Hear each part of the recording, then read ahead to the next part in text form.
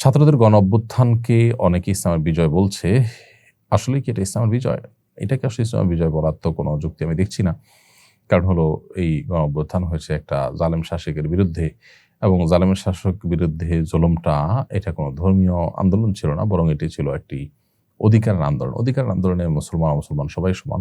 একজন মুসলমানও সেটি করতে পারে, একজন মুসলমানও করতে পারে। এজন্য এই আন্দোলনে মুসলমান সবাই শামিল ছিলেন। অতএব এটাকে ইসলামের বিজয় কোন অর্থে বলা হচ্ছে আমি জানি না। হ্যাঁ, ইসলামে জুলুমের কথা বলা হয় না, ইসলামে জুলুমের বিরুদ্ধে কথা বলা হয়। সো এই আন্দোলনে, এই অভ্যুত্থানে জুলুমের বিরুদ্ধে আ মানুষ ঐক্যবদ্ধ হয়েছে, কথা বলেছে, আওয়াজ তুলেছে।